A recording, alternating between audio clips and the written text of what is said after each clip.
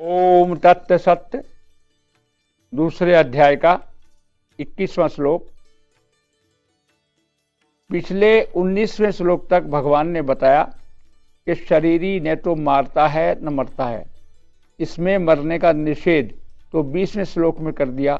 अब मारने का निषेध करने के लिए आगे के श्लोक में कहते हैं कि इसमें पहले वाले मरने का किया, अब मारने का किया कि कौन कैसे मारता है कैसे नहीं मारता है, क्योंकि मारने का उस पर मारने का कर्म उस पर नहीं होता। हे पृथुनंदन, जो मनुष्य इस शरीरी को अविनाशी नित्य जन्म रहित और अव्यय जानता है, वह कैसे किसको मारे और कैसे किसको मरवाए। देखिए यहां वही बात फिर दोहरा रहे हैं भगवान कि अपना परिचय जब तक आपसे नहीं हो तब तक स्वयं बना रहता है।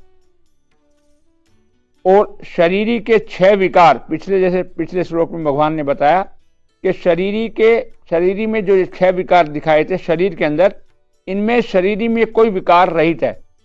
शरीर तो 6 विकारों से साथ है, 6 विकार हैं शरीर में, और शरीरी में कोई विकार नहीं है। क्या विकार नहीं है? न तो ये घटता है, न तो ये बढ़ता है, न तो ये कम होता है, न तो ये उत्पन्न होता है, न तो ये मरता है।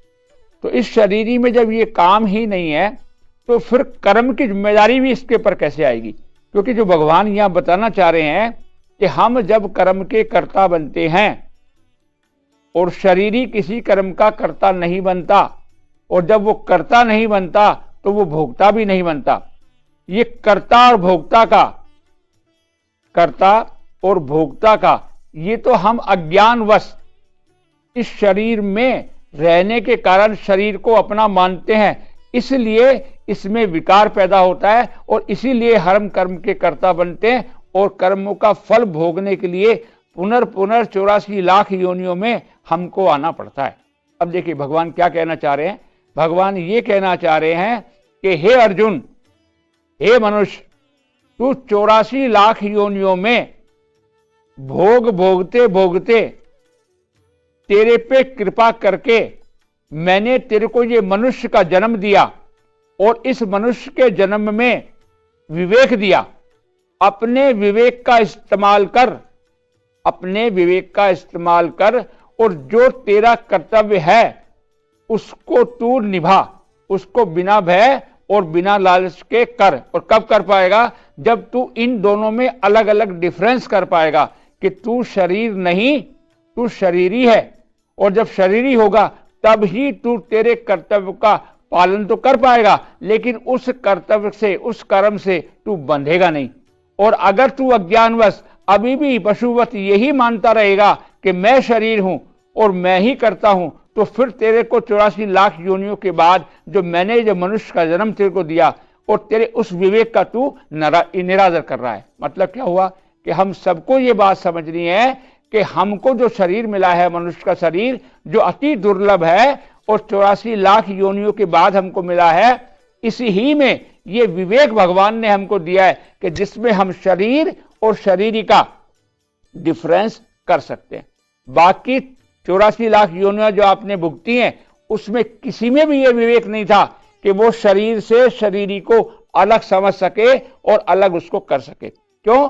क्योंकि बाकी जितनी योनियां थी वो सिर्फ और सिर्फ भोग योनियां है, और भोग योनियों में भगवान मन और बुद्धि तो देता है लेकिन विवेक नहीं देता। विवेक सिर्फ मनुष्य शरीर में देता है, जिससे वो अपने आप को शरीरी और शरीर समझ सकता है कि ये शरीरी है और मैं जो हूं वो शरीरी हूं। क्यों शरीरी हूं? कि भगवान स्वयं कह रहे हैं कि तू मेरा अंश है, और अगर हम भगवान के अंश हैं तो जैसे भगवान कभी मर नहीं सकते, समाप्त नहीं हो सकते, उनमें परिवर्तन नहीं हो सकता, तो हमारे शरीरी को हमको जब ये ज्ञान हो जाएगा, हमें जब ये विवेक हो जाएगा कि हम भी शरीरी हैं और हम भी उसका अंश है, तो हम किसी कर्ता के कर्म करने वाले के साथ हम कर्ता नहीं बनेंगे, और कर्ता नहीं बनेंगे तो जो मुक्ति का साधन है, ये जो मनुष्य शरीर मिला है, ये भोग योनि नहीं है, ये कर्म योनि के साथ साथ पूर्व जितने भी हमारे कर्म हैं उनको साफ करते हुए विवेक के साथ मुक्ति और मोक्ष का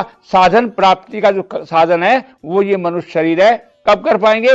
जब आप अपने कर्तव्य को बिना भय बिना लालच जो आपको उपलब्ध है, बिना कर्ता बने हुए अपने कर्म को करेंगे, तो ही हम इसको प्राप्त कर पाएंगे। तो भगवान ये कह रहे हैं कि जो विवेक मैंने तेरे को दिया है इस मनुष्य शरीर में, हे अर्जुन, तो इसका इस्तेमाल कर और ये मरने और मारने की बात छोड़ करके अपने कर्तव्य को पूरा कर।